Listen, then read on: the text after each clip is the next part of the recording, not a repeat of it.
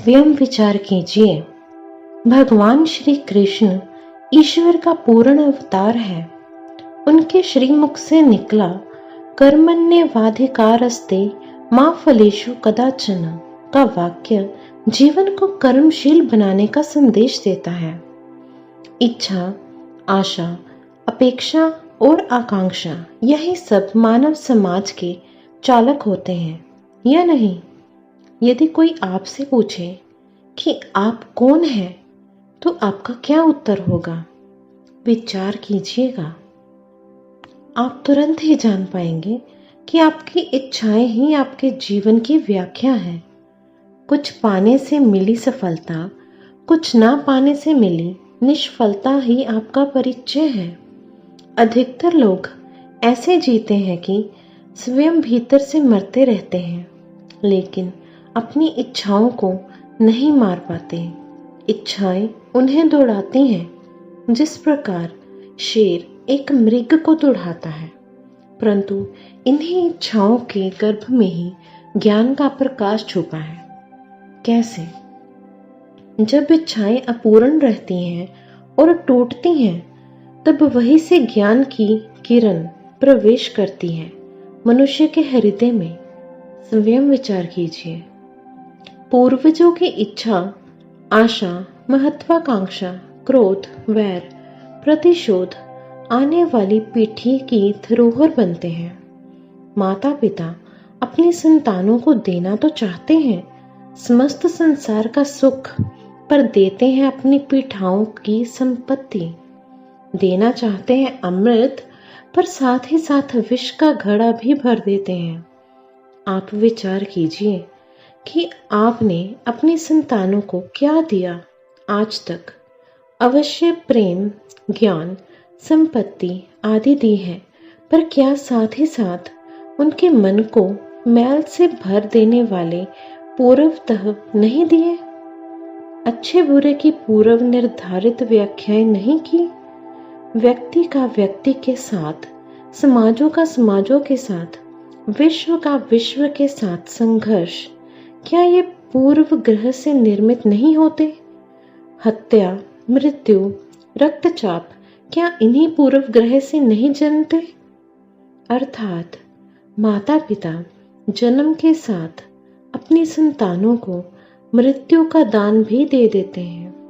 प्रेम के प्रकाश के साथ साथ घृणा का अंधकार भी देते हैं, और अंधकार मन का हो, हृदय का हो या वास्तविक हो, उससे केवल भय ही प्राप्त होता है। स्वयं विचार कीजिए। जीवन का हर क्षण निर्णय का क्षण होता है। प्रत्येक पद पर दूसरे पद के विषय में कोई निर्णय करना ही पड़ता है, और निर्णय अपना प्रभाव छोड़ जाता है।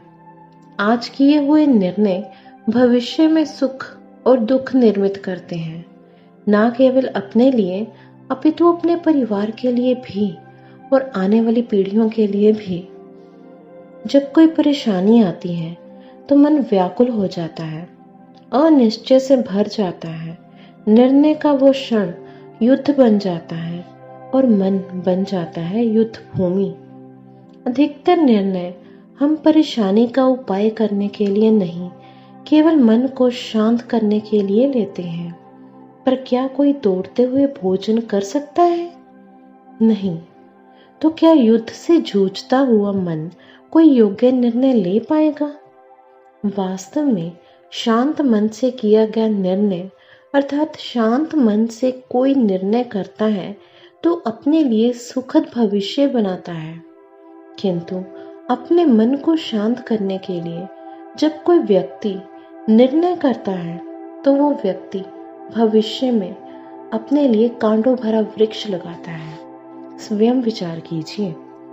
समय से आरंभ से ही एक प्रश्न मनुष्य को सदैव पीड़ा देता है कि वो अपने संबंधों में अधिक से अधिक सुख और कम से कम दुख किस प्रकार प्राप्त कर सकता है। क्या आपके सारे संबंधों ने आपको संपूर्ण संतोष दिया है? हमारा जीवन संबंधों पर आधारित है और हमारी सुरक्षा संबंधों पर आधारित है। इसी कारण हमारे सारे सुखों का कारण भी संबंध ही है, किंतु फिर भी हमें संबंधों में दुख क्यों प्राप्त होते हैं? सदा ही संघर्ष भी संबंधों से क्यों उत्पन्न हो जाते हैं? जब कोई व्यक्ति किसी अन्य व्यक्ति के विचारों को स्वीकार नहीं करता अथवा उसके कार्यों को स्वीकार नहीं करता, उसमें परिवर्तन करने का प्रयत्न करता है, तो संघर्ष जन्म लेता है।